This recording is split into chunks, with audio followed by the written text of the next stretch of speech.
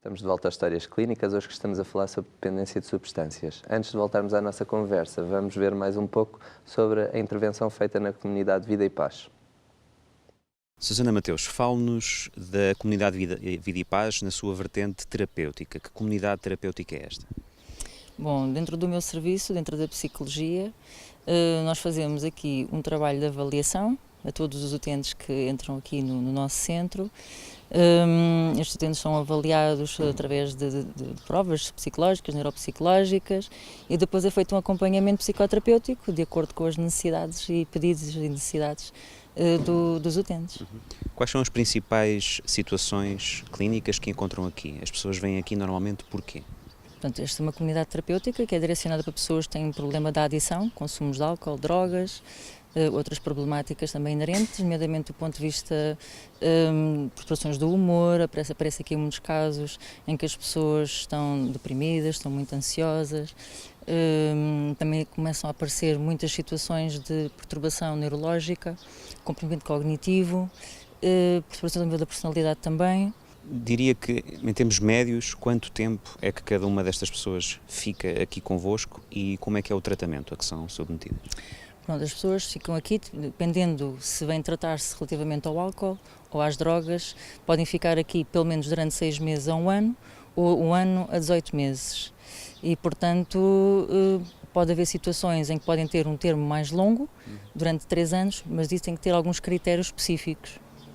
E como é que é o tratamento? Como é que funciona? Bom, o tratamento aqui é de acordo com o modelo Minnesota e o modelo hierárquico. Nós baseamos no modelo dos 12 passos, em que as pessoas acabam por ter aqui uma série de fases, em que eles têm que alcançar uma série de objetivos e só então podem passar para o patamar seguinte ou para a fase seguinte. Nessa fase final acabam por ser reinseridas ou das nossas respostas internas ou externas. Na sua experiência que tem aqui a lidar com estes pacientes, quais é que diria que são as principais dificuldades que eles encontram à chegada e durante todo este tratamento e também, vendo pelo outro lado, os principais sucessos, ou seja, o que é que identifica que estas pessoas conseguem de facto superar e como é que elas conseguem lidar com o problema? Portanto, por um lado dificuldades, por outro lado sucesso. Bom, estas pessoas são pessoas muito sofridas. Portanto, são pessoas que aparecem aqui com uma série de esquemas disfuncionais, nomeadamente ao nível da desconfiança, derivado do seu próprio percurso, tiveram uma série de experiências, muitas delas já oriundas de famílias disfuncionais e, portanto, já vêm de uma base em que o tipo de socialização foi muito inseguro e, portanto, acabam por reproduzir esse mesmo tipo de relação ao longo da vida e aqui acabam também por o fazer. O desafio acaba muito por ser este, o estabelecimento da relação terapêutica baseada nessa confiança e é muito gratificante começar a constatar quando começam estes mecanismos de defesa a baixar e progressivamente as pessoas começam a confiar, a acreditar, também com o nosso acreditar na mudança delas e a verificarem que realmente tem muito mais potencial do que aquilo que imaginavam à partida. Estamos então de volta à conversa e temos a presença de uma novidade aqui, a doutora Nélia Gonçalves, assistente social e que tem trabalhado muito nesta área também das dependências. Bem-vinda, Nélia. Muito obrigado por aceitar o convite. Então, antes de começarmos aqui a falar sobre a intervenção mais a nível da intervenção social, ainda lançaria aqui para a Síria a questão, tivemos aqui a falar sobre tratamento mais associado à heroína, mas de facto existem outras substâncias e o tratamento de substituição existe, não existe? A única substância que de facto está tratamento de substituição é a heroína. O que sabemos sim é que todas as substâncias o que fazem a nível cerebral é aumentar a dopamina e haver aqui um impacto no sistema de recompensa, mas não temos nenhuma ferramenta farmacológica, excepto para a nicotina, para tratar. Está em estudo uma vacina para a cocaína, mas talvez mais para a frente poderemos, ou uma enzima também que o papel seria destruir a cocaína já depois de ser ingerida, mas é um projeto para o futuro. Infelizmente agora as ferramentas que temos mais até são mais de psicoterapia e os 12 passos, como fazem nos narcóticos anónimos, por exemplo, mas em termos farmacológicos só temos mesmo terapia de substituição para a heroína e para a nicotina, que como falámos há bocado até é das substâncias com maior nível de adição, não só porque tanto o tamanho dos cigarros como o número de cigarros por cada embalagem, as companhias de tabaco são muito espertas. Estudaram isso tudo ao pormenor? Não, está mesmo feito para que os nossos receptores cerebrais estejam desensibilizados para aquele tamanho de cigarro e durante o dia todo para os 20 cigarros uma pessoa que fuma um Portanto, maço. para aumentar o potencial aditivo e a adição que as pessoas têm a este tipo de substâncias, não é? Mas ainda assim não temos tratamento de substituição, mas temos armas terapêuticas que podemos utilizar em certas situações mais agudas, não é? Sim, porque também há parte deste tratamento de desintoxicação, não é? E tratamento de fazer com que a pessoa deixe de consumir. Também temos situações em que as pessoas nos aparecem no serviço de urgência, intoxicadas ou com sintomas de privação de abstinência. E aí fazemos um tratamento para a sintomatologia que nos aparece no momento, que é diferente de droga para droga e que normalmente são apostas quando estão intoxicadas e quando estão em síndrome de abstinência. Portanto, uma droga que seria depressora do sistema nervoso, por exemplo, quando os doentes estão em síndrome de abstinência, faz o efeito oposto. Portanto, é sempre também uma abordagem sintomatológica para as queixas do momento. Sim. Mas realmente a base que temos aqui de ajuda é um bocadinho mudar comportamentos, não é? E ajudar os nossos doentes a ter uma nova abordagem perante a droga e a própria vida. Exatamente. E aqui, se calhar, entra a conversa da doutora Nélia e a doutora Nélia tem trabalhado muito nesta área, nomeadamente num programa muito importante que é a redução de riscos. Sim, é verdade.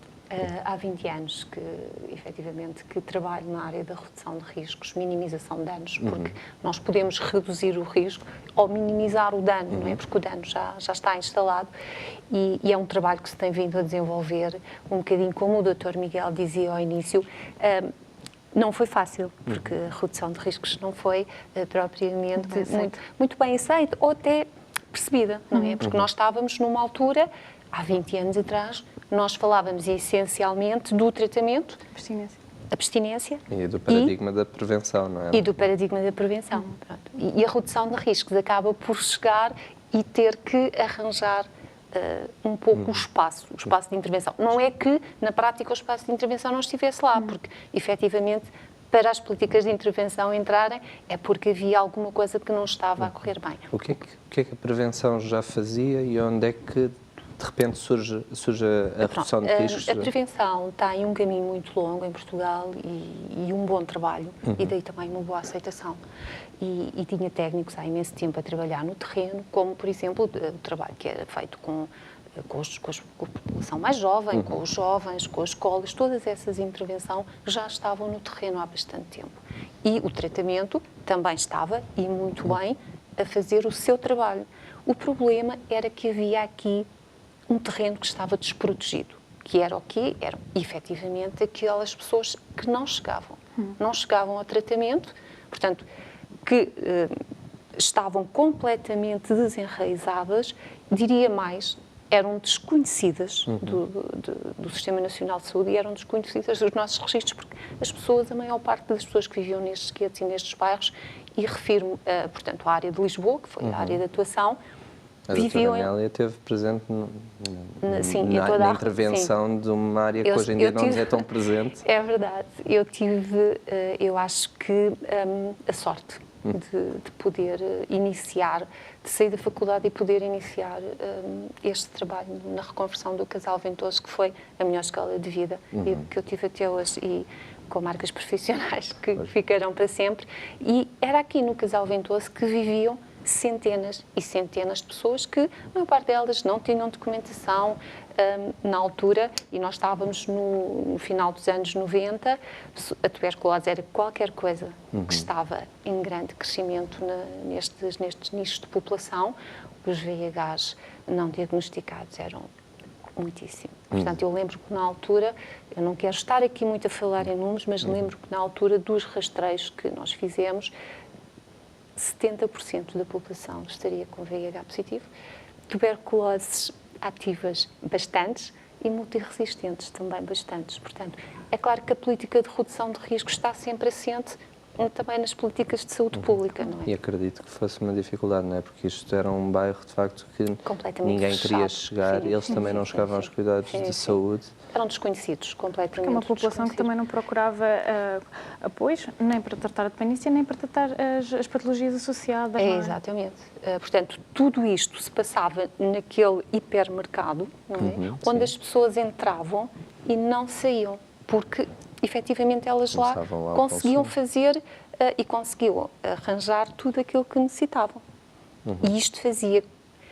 Isto depois, eu acho que isto cruza com coisas que no nosso dia-a-dia nós quase que nem paramos, não paramos para pensar, mas, por exemplo, eu recordo-me de pessoas que estavam lá há 6, 7 anos que nunca tinham saído do Casal Ventoso. Entraram naquele dia, passaram 6 anos e mantinham-se lá.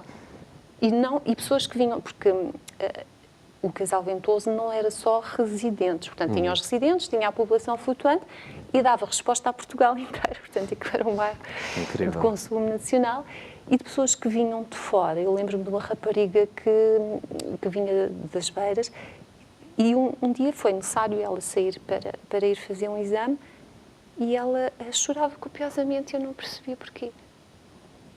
E a única questão era que o desconhecido, ela só conhecia, apesar de estar há anos no Casal Ventoso, ela não conhecia Lisboa. Nada à de volta. Lisboa. Portanto, tudo o que saísse do limite do bairro, para ela era qualquer coisa de muito assustador.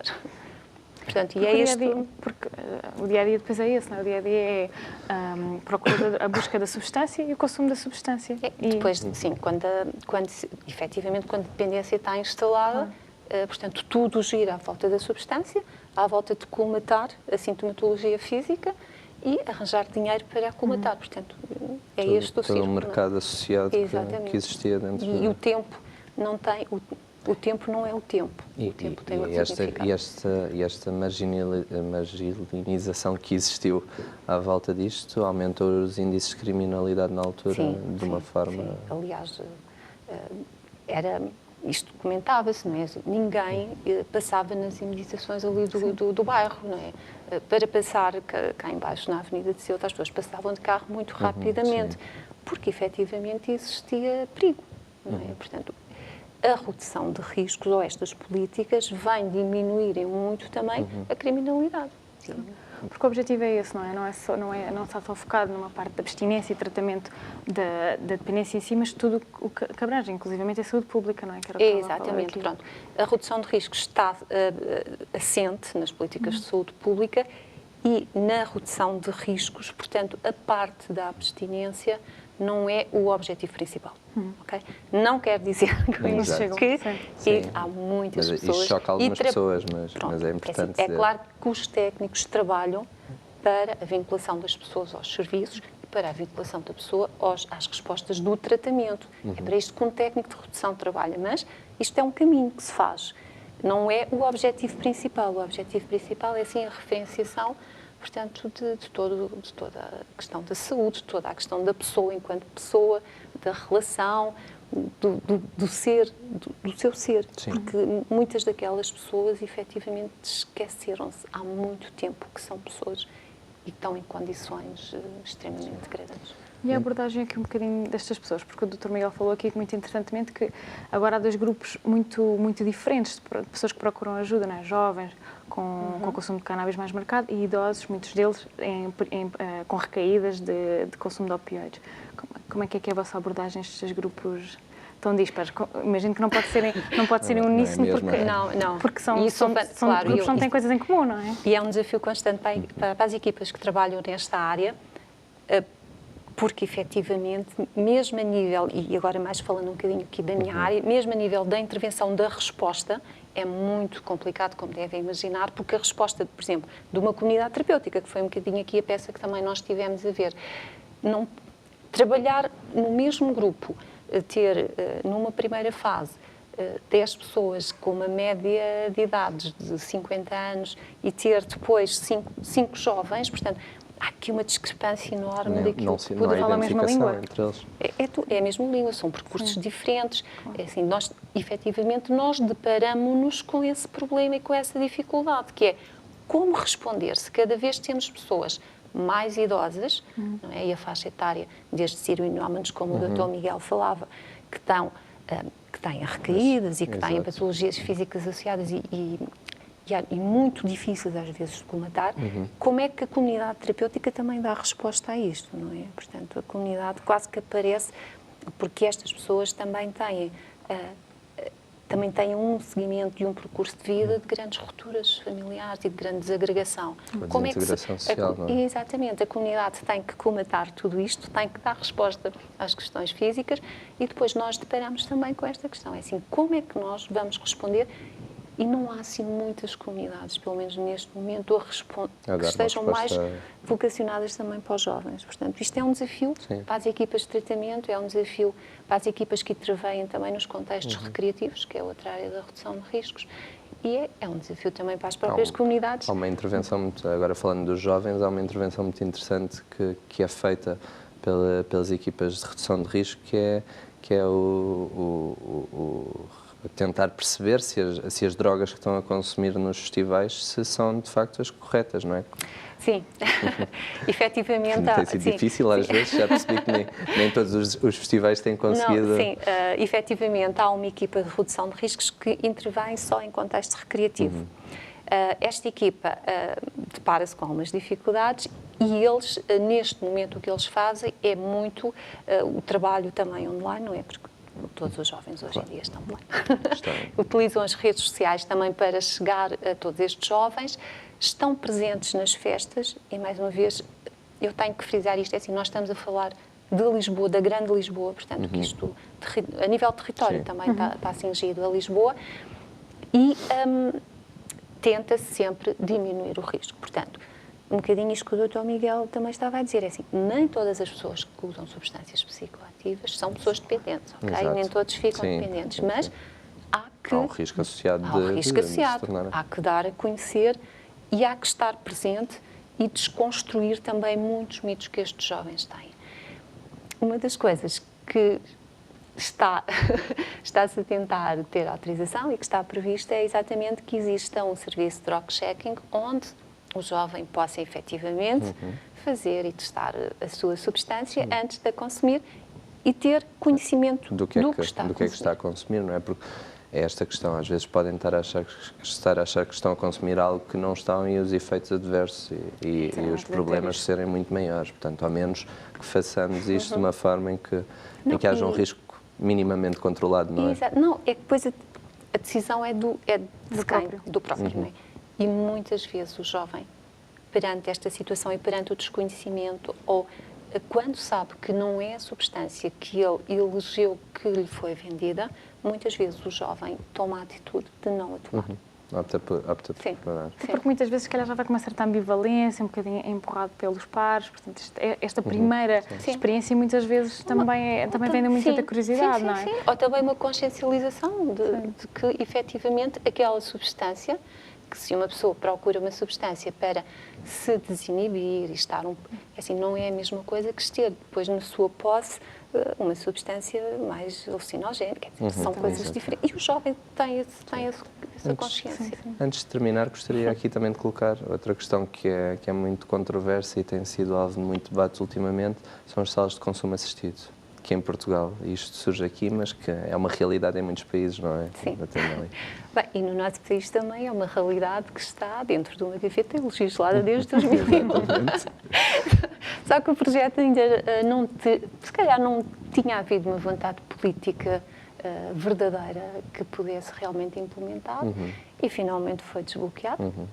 Mas muitas vezes as pessoas lá em casa não percebem o que é isto, uma sala de consumo assistido. As pessoas estamos a proporcionar às pessoas um espaço para consumir, é isso? A aumentar... Então, se calhar, se nós desconstruirmos só um bocadinho, vamos lhe chamar salas de consumo vigiado, ok? Portanto, já não é... Nós não estamos a assistir com nada ao consumo. Exato. A sala de consumo vigiado vem... dar resposta não é uma novidade, porque elas existem. Existem em sítios que as equipas conhecem, portanto, são efetivamente essas sim salas de consumo não vigiadas. Porque elas existem na nossa cidade, no nosso território, onde o consumo é feito a céu aberto e onde a pessoa que consome está extremamente exposta a vários riscos e onde o cidadão também se cruza com uma realidade que também não a quer. Portanto, isto existe. Estas salas de consumo vêm efetivamente dar resposta às duas partes, à sociedade civil e também ao consumidor. Portanto, o consumidor terá uma sala, um sítio onde pode fazer o seu consumo com material ascético, com o menor risco possível. Sem o risco de se infectar, não é? Sem o risco de se infectar. Traz... Com profissionais de saúde que podem ajudar no caso da injeção, porque a sala de consumo também é para consumos tomados. No caso se não tem veias de acesso, poderá também, o profissional de saúde pode minimizar também a sua injeção. E também estamos a proteger a sociedade civil. Acima de tudo, traz uma série de benefícios para este trabalho que tem sido feito nesta área. Estamos a ter contacto, mais uma vez, com um grupo de pessoas que nem sequer chegam aos programas de baixo. É uma porta aberta. É uma porta aberta. Portanto, estamos a tentar chegar àquela população que ainda não se organizou para o programa de baixo limiar. Portanto, que ainda está no outro degrau. Doutora Nélia e Síria, muito obrigado pela vossa presença hoje. Obrigada. Falámos aqui e acho que é importantíssima esta redução do estigma associado e a procura do tratamento por parte destas pessoas. Antes de me despedir de si, vamos conhecer o judoca Célio Dias, que participou nos Jogos Olímpicos de Rio de Janeiro e que, apesar de não ter sido a prestação que ele gostaria, continua de braços levantados para mais prestações. Célio Dias tem 25 anos e é um dos talentos do judo português. Teve várias presenças mundiais e participou nos Jogos Olímpicos do Rio de Janeiro 2016. Ao todo, já conquistou cerca de 40 medalhas. O judo é uma filosofia de vida, é um caminho e encontro que nos permite chegar ao sucesso através de uma estruturação mental eficaz que nos dá a possibilidade de enfrentarmos os objetivos com mais resiliência e com mais passividade. Quando é que começou a praticar esta modalidade? Tinha 13 anos quando comecei. Comecei no meu bairro social, no bairro Branco do Monte da Caparica, e foi lá que tudo começou. E quando comecei, senti logo uma magia, senti logo uma grande conexão com a modalidade e identifiquei-me desde cedo com os valores que a modalidade promove. Célio, e como é que foi, aliás, representar o país?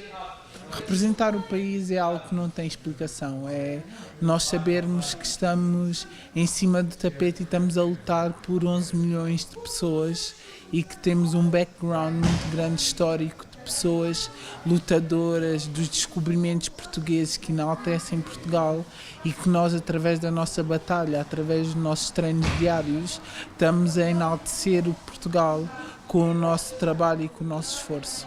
E ouvir o hino é sempre um momento único? É mágico, não há explicações. É um momento em que nos arrepiamos, comovemos, sentimos um misto de emoções que não são completamente identificáveis, porque é a justificação da frustração diária dos treinos, é a dissolução de todo um conjunto de sentimentos que não são possíveis e descritíveis de apresentação. E até agora, para si, qual é que foi o momento mais marcante da sua carreira? Sem dúvida, participar nos Jogos Olímpicos. E pegando nessa parte, os Jogos Olímpicos de 2020 em Tóquio são um objetivo a alcançar? Sim, sem dúvida. Eu vim de uma fase menos boa porque eu tive um surto psicótico e então estou a recuperar agora, estou a fazer um esquema de perda de peso estou a planear o meu treino por fases. Portanto, agora estou numa fase de perca de peso, depois vou passar por uma parte de ganho de força e depois começar com treinos bidiários para conseguir alcançar o meu objetivo. Sei que é um objetivo complicado porque todos os meus adversários têm continuado a treinar e eu fiz uma grande interrupção de cerca de 10 meses e então vai ser complicado, mas sem dúvida que Tóquio 2020 é um dos objetivos. E o judo tem ajudado, aliás, o judo ajudou imenso a também recuperar essa situação menos boa.